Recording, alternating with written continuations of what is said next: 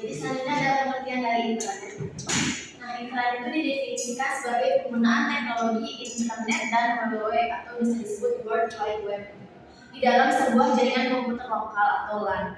Nah, World Wide Web itu kayak salah satu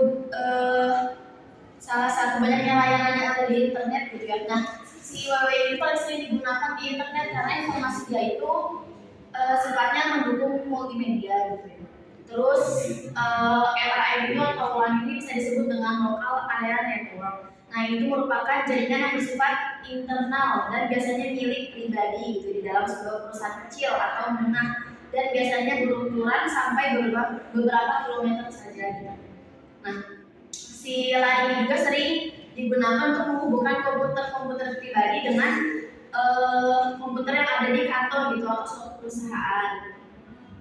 Terus, jadi internet itu tuh bisa disimpulkan kayak sebuah jaringan komputer yang khusus digunakan dalam sebuah organisasi gitu dengan memaksimalkan penggunaan yang WWW ini dalam sebuah jaringan tadi Local Area Network. Terus internet juga sebenarnya sebuah jaringan komputer lokal yang diberikan teknologi internet atau World Wide Web. Untuk membangun internet, si Local Area Network itu harus memiliki sebuah jaringan. Nah, jaringan itu jaringan komputer gitu ya. Nah, jaringan komputer yang lokal.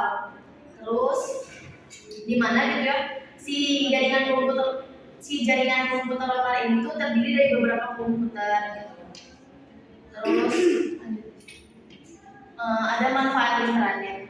Nah, manfaat intranet ini sebagai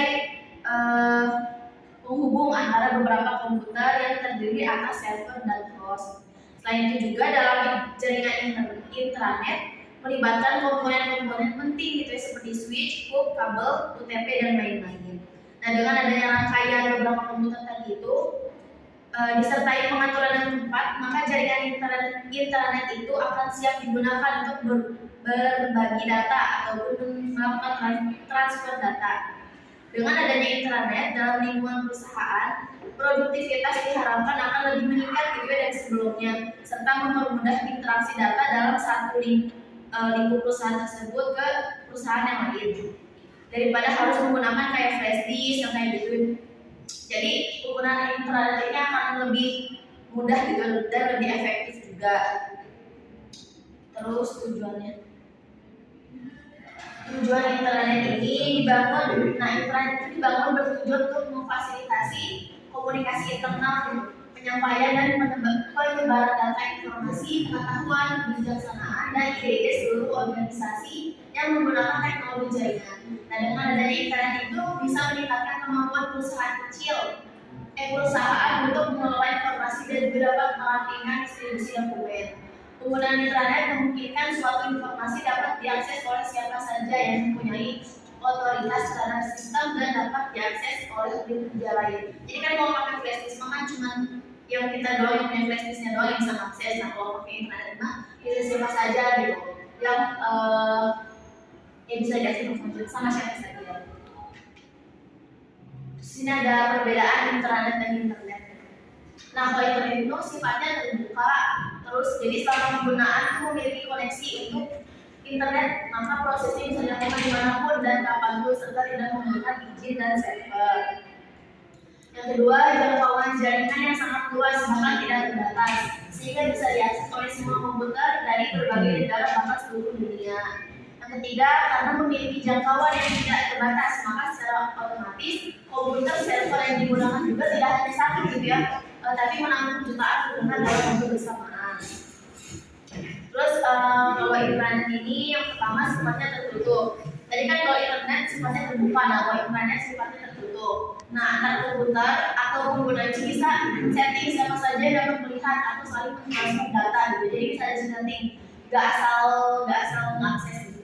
Nah, dengan ini otomatis keamanan data juga lebih terjaga. Terus yang kedua, jangkauan jaringan yang cukup luas namun terbatas hanya pada satu lingkup saja, di suatu perusahaan, organisasi atau instansi lain. Yang ketiga, karena memiliki jangkauan dalam lingkup yang terbatas, maka si kinerja komputer server itu tidak terlalu berat gitu ya. Biasanya hanya diperlukan satu komputer server saja. Namun tidak menutup kemungkinan juga terjadi overload ketika mentransfer data yang dilakukan secara bersamaan.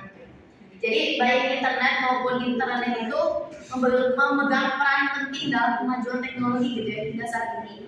Nah, dengan memahami pengertian, manfaat serta perbedaan antara internet sama internet ini akan mempermudah penggunaan dan memahami teknologi ini. Ingin bertanya? Apa yang mau nanya ya?